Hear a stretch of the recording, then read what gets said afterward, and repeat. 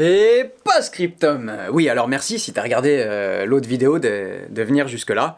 Merci si t'es venu directement aussi.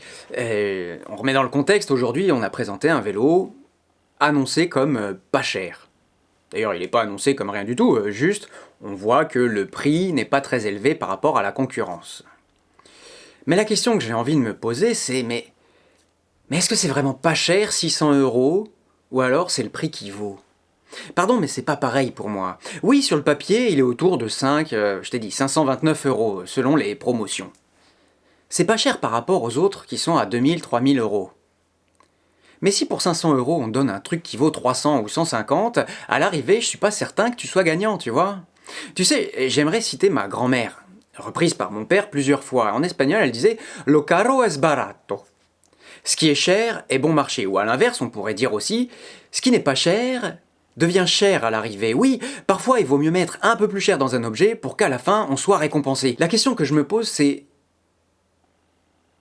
jusqu'à où le prix d'un objet peut descendre pour qu'on puisse tout accepter. Si tu pars en vacances, que tu payes pas cher et que tu es au bout du monde, c'est bien. Mais s'il n'y a pas de toilette dans la chambre, ça l'est moins. Je caricature, Enfin,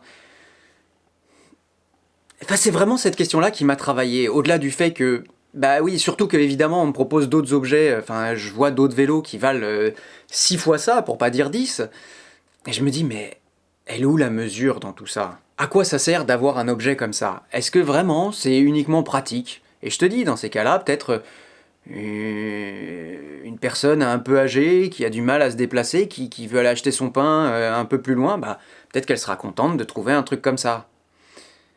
Mais si quelqu'un réfléchit vraiment à est-ce que j'ai besoin, si la question c'est j'ai besoin d'un VAE, est-ce que c'est celui-là qu'il faut que j'achète parce qu'il est pas cher? Bah je me renseignerai un peu plus quoi. Je pense que ça vaut le coup d'être éduqué. Je crois que j'avais fait une vidéo, enfin je crois pas, je sais que j'avais fait une vidéo sur comment choisir son VAE. Oui, le coût de l'assistance à rotation ou par pression, ça change beaucoup de choses. Et c'est là qu'on voit que les prix, ils ont une raison de monter. À chaque option, c'est une raison. Et oui, ça monte vite, et à l'arrivée, le coût de la batterie qui est pas détachable, qui est dans le tube. Imagine, t'as une cellule, en plus j'imagine que les cellules qui sont installées là-dessus sont pas des cellules de haute qualité. T'as une cellule qui merde, c'est tout le vélo qu'il faut changer. Tu sais l'histoire du... Le mec il a changé sa voiture parce que le cendrier était plein. Bah, c'est un peu ça. Encore une fois, si t'es pas bricoleur, que tu veux resserrer tes freins, tu vas dans un magasin de vélo, je les défends ou je les défends pas, tu croiras qu'ils sont désagréables parce qu'ils diront monsieur je peux pas vendre ce vélo-là. Et à la fois je les comprends, on veut payer pas cher, mais à la fois on veut quand même avoir de la maintenance quand il faut, tout ça. Et au final, si tu vas payer, bah tu vas payer beaucoup, souvent. Alors que si jamais t'achètes un vélo n'importe où et puis que tu reviens pour... je pense pas qu'il te fasse payer. Ou alors pour le coup, tu pourras dire qu'il est désagréable. Bref, c'est un autre aspect. Je reviens au sujet et je continue sur ma lancée parce que vraiment ça m'a réveillé ce sujet. Quand tu vas au supermarché, soit t'achètes, je sais pas moi, disons, je dis n'importe quoi, un paquet de pâtes de 500 grammes. Ok, tu le payes 1 euro. Ou alors t'achètes le double, 1 kilo, et tu le payes 1,50 €. T'as très bien compris où je voulais en venir, il faut se méfier des prix affichés. Oui, le prix c'est la seule notion que chacun peut juger. Mais il vaut rien seul, s'il n'est pas mis en perspective avec ce qu'on va te donner. Moi, évidemment, au final, je regarde toujours le prix au kilo quand je vais au supermarché. Bon, bah, c'est une donnée qui est fiable.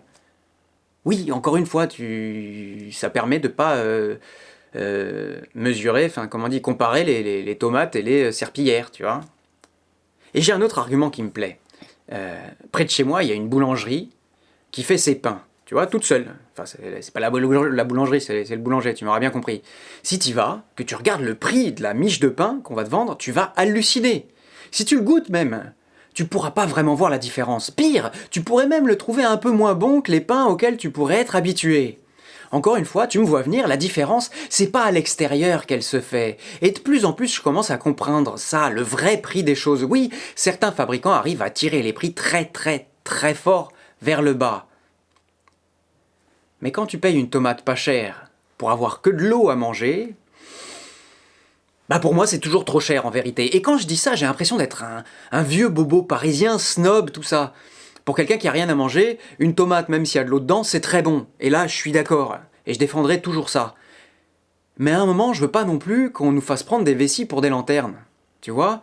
Et que ce soit toujours les gens qui veulent payer pas cher, parce que justement, ils ont pas les moyens de payer cher, qui payent plus que ce qu'il faudrait. Tu vois ce que je veux dire? En vérité, le pigeon, c'est pas celui qui va acheter un truc cher parfois. C'est justement celui qui va croire qu'il a fait une bonne affaire. Et il va s'en satisfaire. C'est tout le sujet de ce... Pardon, je m'emballe, mais... c'est que pour moi, c'est très paradoxal. On fait croire aux gens qui font des bonnes affaires que ouah, tu payes un produit pas cher, c'est génial. Mais on leur dit rien de plus. Voilà. Et on se dit, de toute façon, ils sont bêtes. Ils vont regarder le prix, ils vont voir que c'est pas cher, ils vont acheter, on va s'en mettre plein les pockets. Oui, c'était pour la rime. Dans le vélo que je t'ai présenté, on le voit bien. Il n'y a aucune recherche, aucune innovation. Pas l'ombre d'un parti pris. Ok, je suis un peu dur, c'est vrai. Parce que s'ils vendent, c'est qu'il y a des gens pour acheter. Mais peut-être que les gens devraient juste être un peu éduqués, mis au courant de tout ça. Et alors ils s'apercevraient. Bref, en l'occurrence, ce vélo-là, il propose une option à un prix abordable d'un vélo qui vaut ce qu'il vaut. Et puis, en effet, il faut pas être snob, non. Tout le monde n'a pas 2000 € à mettre dans un vélo. Ma question, c'est... Si la personne n'a pas 2000 € à mettre dans un bon vélo, est-ce qu'il aura 500 € à mettre dans un mauvais? Voilà. Je te lance mes réflexions en vrac, comme ça, sans les mettre en bouquet, comme j'ai l'habitude de dire. J'ai un autre exemple. Oui, je sais, on continue, mais on a une vidéo spécialement dédiée, alors autant en profiter. Tu sais, à l'époque, je regardais beaucoup la série Friends. Je sais pas si tu te souviens. Et dans un épisode, il y a Rachel, je sais plus pourquoi, elle veut préparer un gâteau, et elle a un livre de recettes. Sauf qu'il y a 2 pages qui sont collées, donc sur le réto de la page, c'est genre une charlotte aux fraises, et sur le verso de la page, c'est un hachis parmentier. Donc forcément, elle fait des couches comme ça, et puis au moment de goûter, tout le monde trouve ça immonde. Mais Joey, il a son argument, il dit bah quoi, la fraise, c'est bon, le gâteau, c'est bon, la viande, c'est bon, le hachis parmentier, c'est bon, alors bah ce gâteau, il est bon. Voilà.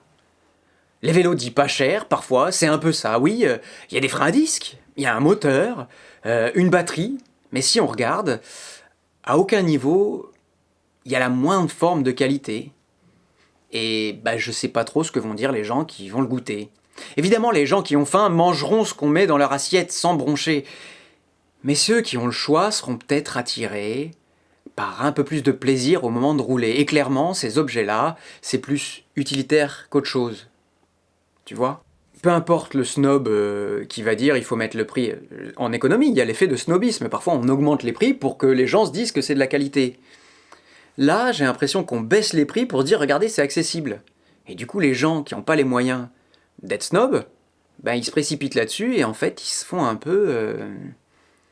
À la fois, encore une fois, c'est pour ça que je demande en commentaire de me le dire. Ça se trouve, il y a plein de gens qui sont très heureux avec ce vélo-là.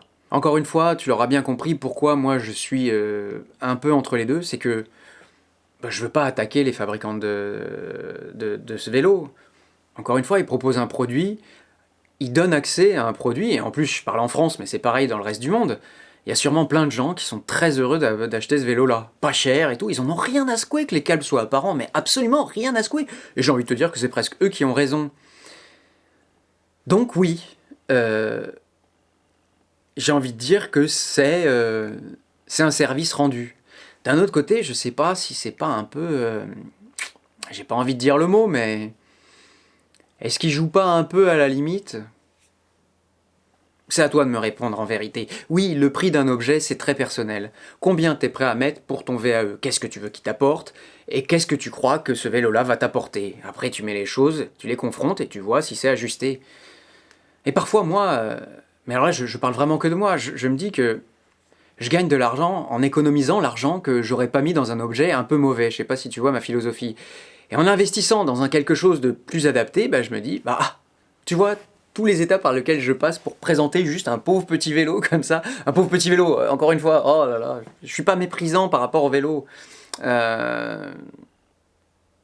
Des vélos comme ça, il y a des usines en Chine, j'en ai déjà parlé une fois sur le rebranding, il y a des usines en Chine qui les sortent. Puis à la sortie, il y a les mecs qui disent Moi, je t'en prends 20 et tu me mets ce logo-là. Moi, je t'en prends 18 et tu me mets ce sticker-là. Moi, je t'en prends, mais tu peux me les faire en bleu. Ok. Des trottinettes comme ça, il y en a des millions. C'est toujours le même modèle, mais il y a juste le sticker qui change. C'est peut-être parce que je suis un artiste, alors oui, je suis snob. Je me dis, moi, je préfère quand il y a un parti pris. Et puis, encore une fois, mais j'ai l'impression de me répéter, les choses ont un prix, quoi. Des cellules, ça coûte cher. Un moteur, ça coûte cher si on veut de la qualité, si on veut de la fiabilité. C'est à ce jeu-là que je te jure que je veux pas le dire avec mépris. Mais c'est à ce jeu-là qu'on s'enfonce un peu dans la médiocrité. Je dis pas que les gens qui achètent ça sont médiocres. Je dis que il y a une espèce de tendance qui était consumériste et qui devient consumériste, qui devient depuis déjà quelques années consumériste à bas prix.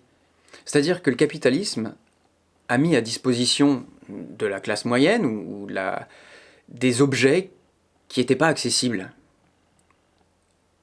Et puis alors, nous, on est très contents de pouvoir voyager. Avant, pour voyager, pour prendre l'avion, il fallait payer très très cher. Là, on est content, on prend l'avion, ça vaut le prix d'un...